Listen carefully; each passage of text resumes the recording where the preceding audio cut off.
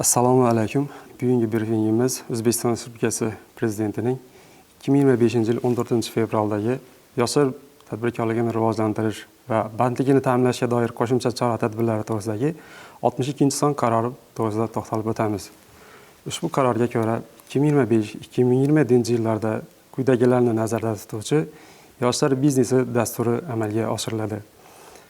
Dastur doirasida 350 mingta yoshni qamrab oladi. Jumladan 18 yoshga to'lgan, 30 yoshdan oshmagan yoshlarga kamida 1000 ta qo'shimcha ish o'rinlari yaratiladi. Yosh tadbirkorlarga kompleks xizmatlari ko'rsatiladi. Ularning faoliyati moliyaviy qo'llab-quvvatlanish borasida Aloqabank Yoshlar banki etib belgilanadi.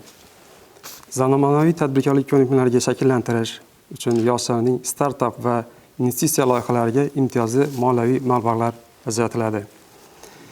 Iqtisodiyot tarmoqlari va sohalaridagi, shu jumladan raqamli texnologiyalarga tatbiq etilgan innovatsion loyihalar hamda ijtimoiy tadbirkorlik yo'nalishidagi qo'llab-quvvatlanish choralari joriy etiladi.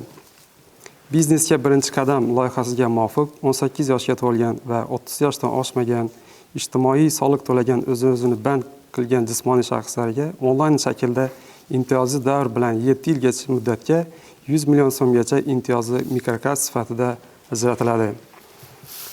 Yoshlar uchun ish o'rinlari loyihasi asosida yakka tadbirkor sifatida faoliyat yurituvchi yosh fuqarolarga, shuningdek, ta'sischilari yosh fuqarolar bo'lgan yuridik shaxs tashkil etgan holda faoliyat yurituvchi kichik tadbirkorlarning kamida 20 ta ish o'rni yaratishni nazarda tutuvchi loyihalarga imtiyozli davr bilan 7 yilgacha muddatga 5 milliardgacha so'm mablag'lar ajratiladi. Innovatsion yoshlar loyihasi bo'yicha venture jamg'armalari orqali yoshlar qo'llab-quvvatlanadi.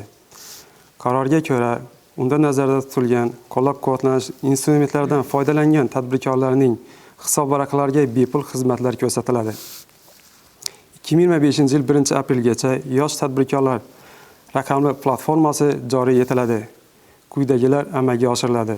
2025-yil 1-martgacha Aloqabankning hududlaridagi yoshlarning innovatsion g'oyalarini qo'llab-quvvatlash, ilmiy tadqiqotlar va texnologik ishlarning tijoratlashtirish hamda moliyalashtirish ko'maklashish loyihalari respublikaning barcha hududlarida amalga oshiriladi va loyihalarning hududlardagi bo'linmalari malakali kadrlar bilan to'ldiriladi. 2025-yil 1-apreldan har oyda bitta hududda investorlar kuni tashkil etiladi hamda hududlarda oliy ta'lim muassasalari bilan hamkorlikda dasturlar yo'lga qo'yiladi. Shuningdek, 2025-yil yakunigacha akseleratsiya va inkubatsiya dasturlarini muvaffaqiyatli yakunlagan startaplar soni 200 taga yetkaziladi.